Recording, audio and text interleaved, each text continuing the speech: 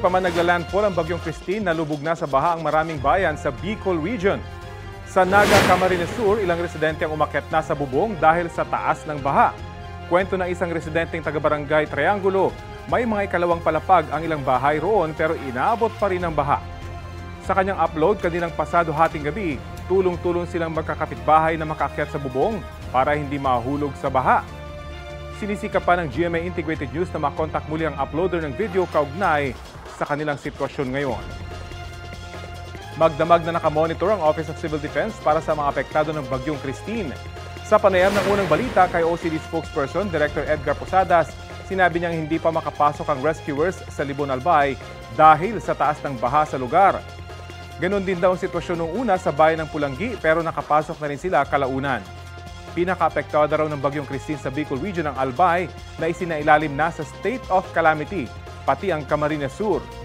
Bilang pagtugon, humihingi sila ng mga tauhan at equipment mula sa mga kalapit na lugar para tumulong sa napinsalang probinsya. Batay sa pinakahuling datos ng NDRRMC, walang ulat ng nasawi dahil sa bagyo. Pero meron daw isang sugatan at 3 nawawala. Lahat mula sa Bicol Region. Nakikipag-ugnayan na raw ang OCD sa DSWD para sa pamimigay ng mga relief goods maging sa mga lugar na inaasahang daraanan ng bagyo. Sa Bicol pa rin nasa state of calamity ng probinsya ng Albay dahil sa epekto ng bagyong Christine.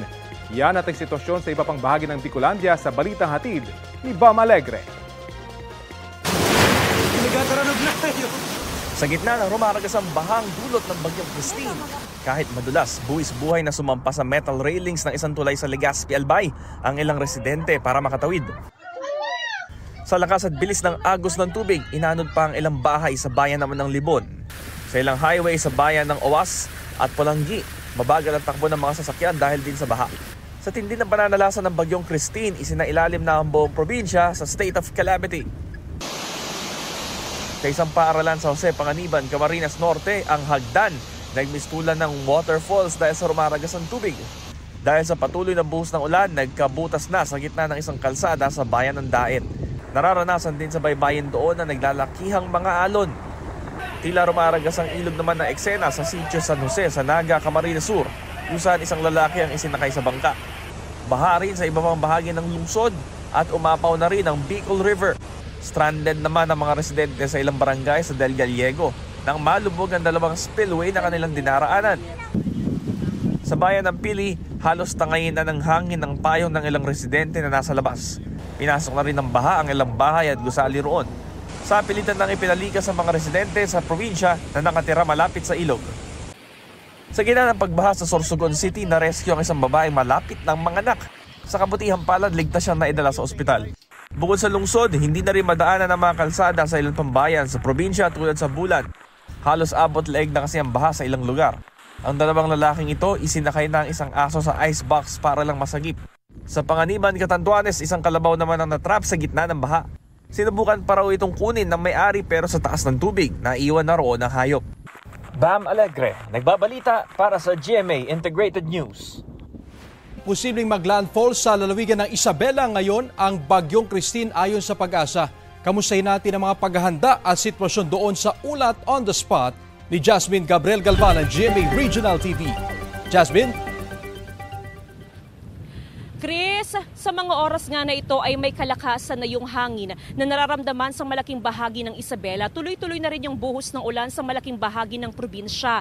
At dahil nga sa tuloy-tuloy na buhos ng ulan ay umapaw na rin ang ilan sa ilog sa probinsya ng Isabela. Gaya na lamang dito sa aming kinaroroonan sa may barangay Bacolod, Ilagan City kung saan yung aking likuran, Chris, ito ay tulay. Ito yung Bacolod Overflow Bridge kung saan hindi na madaanan ng mga motorista dahil nga sa umapaw na yung tubig sa ilog. Actually, may mga naka-standby na mga rescue boat mula sa CDRRMO, ganoon din sa PDRRMO. At kaninang umaga ay sinimulan na rin yung paglikas ng mga residente na nakatira malapit sa gilid ng ilog. Nasa safe place na rin, Chris, yung mga alagang hayop ng ating mga kababayan, partikular na mga farmer, yung mga alaga nilang baka at maging yung mga alaga nilang kalabaw. Samantala, Chris, mga bayan naman sa southern part ng Isabela ang pinakabinabantayan sa ngayon ng PDRRMO. At nagsimula na ring ilikas lumikas yung mga residente sa bahagi naman ng Divilacan, Palanan at maging sa May Makunakon. Patuloy na pinag-iingat ang ating mga kababayan sa banta naman ng pagbaha at syempre sa malakas na buhos ng ulan na inaasang mararanasan hanggang mamayang gabi, Chris.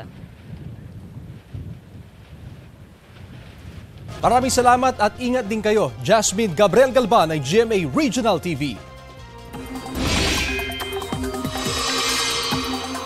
Mga kapuso, mataas ngayon ang banta ng storm surge o daluyong sa iba't ibang bahagi ng bansa dulot ng Tropical Storm Christine. Base sa 8 AM advisory ng Pag-asa, mahigit 2 hanggang 3 metro na taas ng tubig dagat ang posibleng manalasa sa ilang coastal areas ng Aurora, Cagayan, Isabela at Quezon. Aabot naman sa 1 hanggang 2 metrong taas ng daluyong ang maaaring maranasan sa ilang coastal areas ng Camarines Sur, Catanduanes, Ilocos Norte, Ilocos Sur, La Union, Pangasinan at Zambales. Mga kapuso, sa gitna ng masamang panahon, pinaiiwas na ang lahat sa pagsasagawa ng anumang aktibidad sa laot. Hanggat maaari, lumayo na sa beach o baybaying dagat.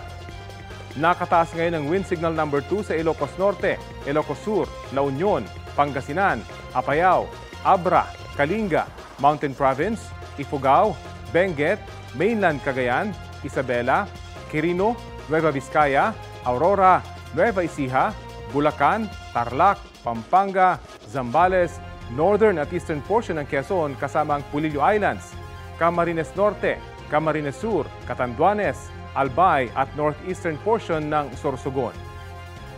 Wind signal number 1 naman dito sa Metro Manila, Batanes, Babuyan Islands, Rizal, Cavite, Laguna, Batangas, nalalabing bahagi ng Quezon, Occidental Mindoro kasama ng Lubang Islands, Oriental Mindoro, Marinduque, Romblon, Calamian Islands, nalalabing bahagi ng Sorsogon, Masbate kasama ang Ticao at Burias Islands.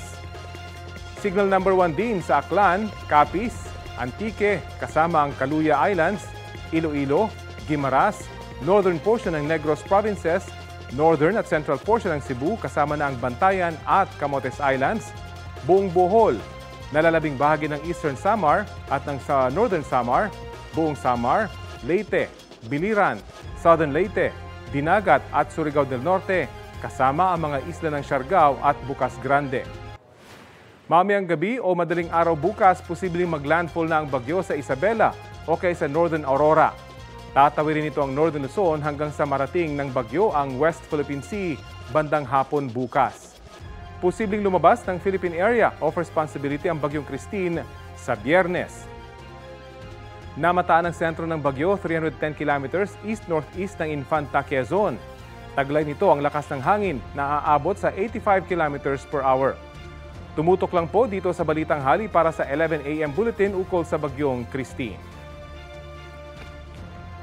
Nagpapakawala ngayon ng tubig ang ilang dam dito sa Luzon. Ayon sa Pag-asa, tigis ang gate ang nakabukas at naglalabas ng tubig sa Magat Reservoir sa Isabela at sa Binga Reservoir sa Benguet. Sa nakalipas na 24 oras, bumaba ang water level sa dalawang nasabing dam. Una nang sinabi ng mga nangangasiwa ng Magat Dam na sinimulan ang pagpapakawala ng tubig dahil sa inaasahang pagbuhos ng ulan dulot ng bagyong Christine. Bumaba rin ang tubig sa Ambuklao, San Roque at Caliraya Reservoir. Tumaas naman ang water level sa Angat, Ipo, Lamesa at Pantabangan Reservoir.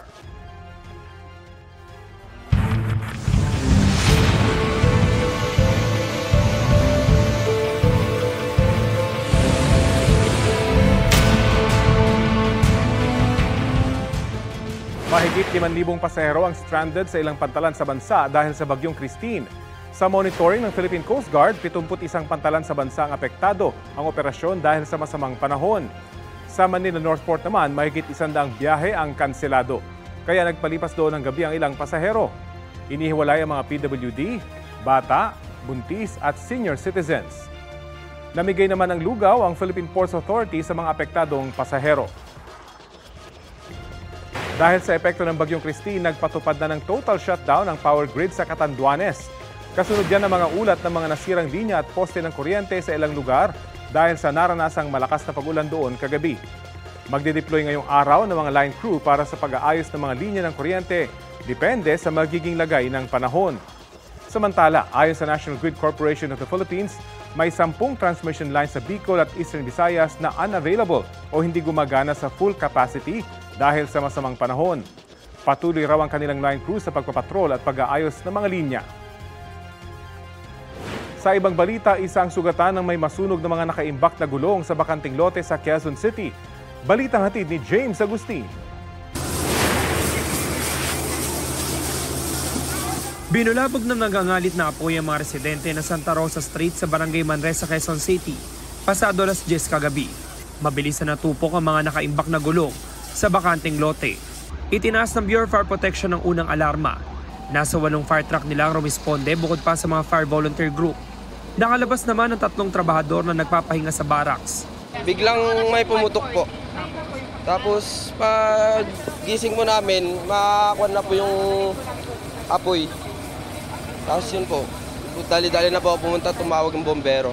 Sinubukan niyo po baka pulahin, hindi na kaya? Ay, hindi na po kaya, malakas na po. Ang tatay ni Bien kinailangang isakay sa ambulansya. Nagtamo siya ng paso sa kaliwang braso.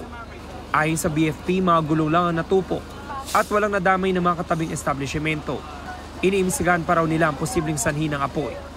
Napula ang sunog matapos sa mahigit sa 30 minuto. James Agustin nagbabalita para sa GMA Integrated News.